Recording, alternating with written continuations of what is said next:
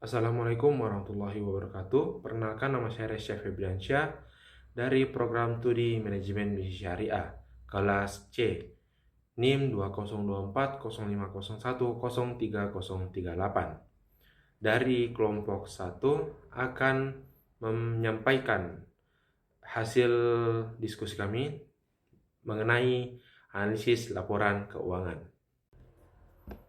Pengertian laporan keuangan. Analisis laporan keuangan merupakan salah satu cara untuk mengetahui kinerja perusahaan dalam suatu periode.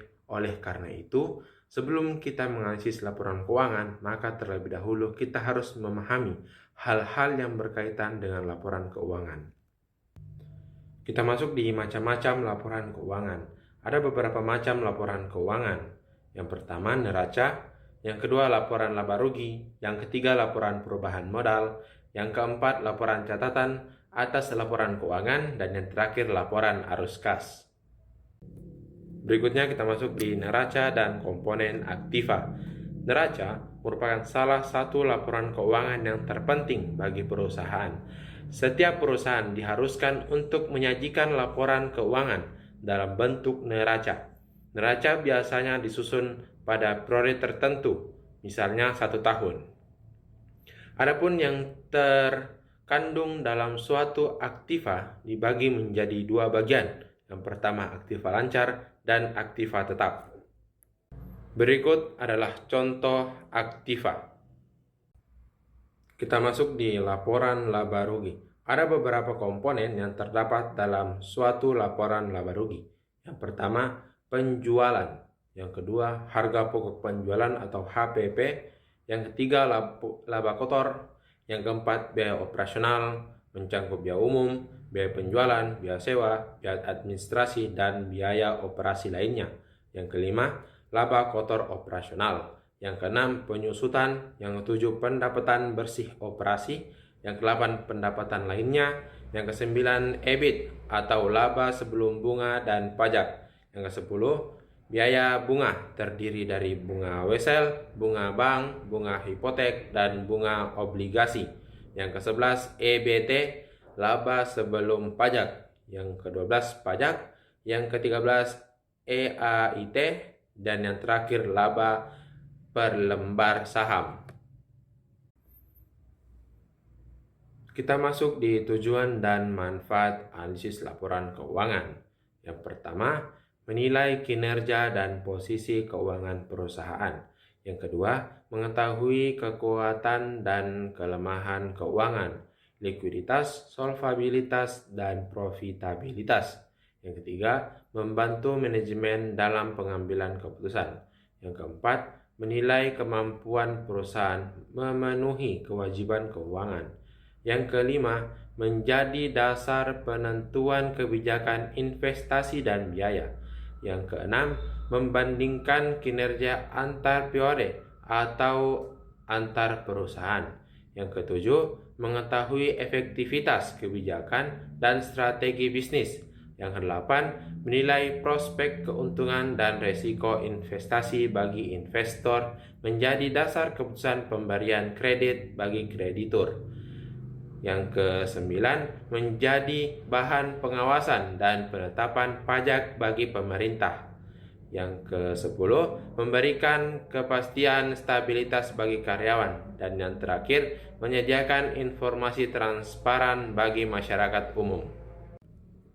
Berikutnya, rasio analisis laporan keuangan suatu perusahaan. Yang pertama, rasio neraca. Yang kedua, rasio laporan laba rugi. Yang ketiga, rasio antar laporan. Berikutnya, pembandingan dalam analisis rasio keuangan. Yang pertama, pembandingan internal atau internal comparison.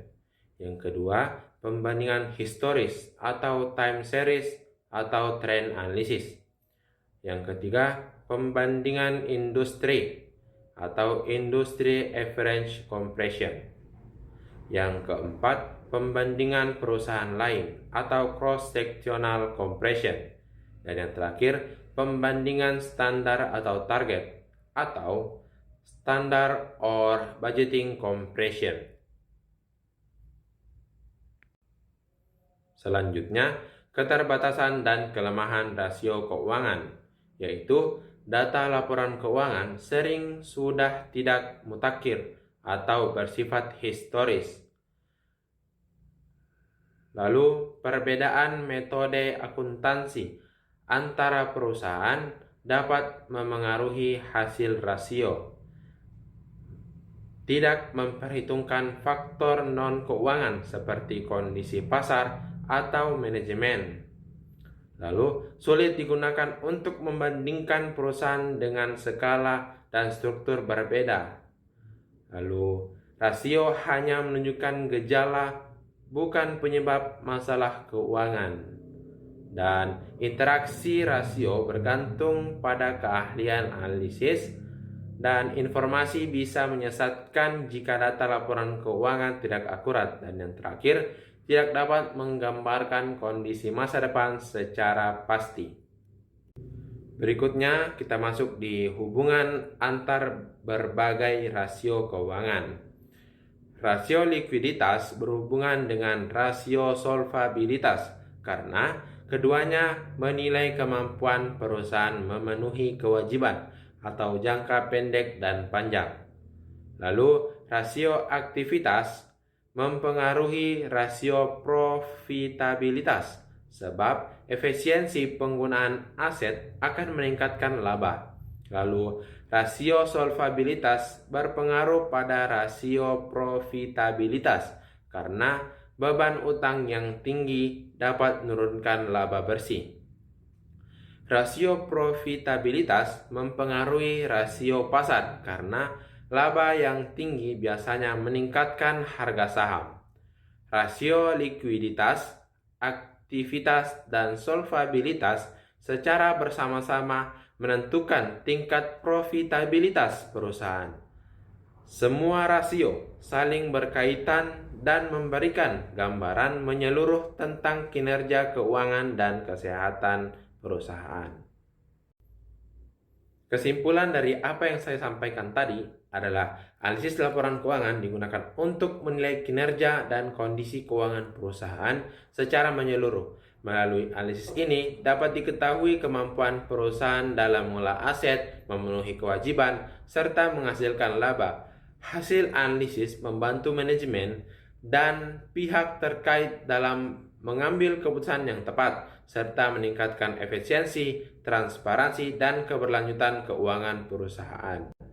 Mungkin itu saja yang dapat saya sampaikan. Lebih dan kurangnya mohon dimaafkan. Billahi taufik wal hidayah. Wassalamualaikum warahmatullahi wabarakatuh.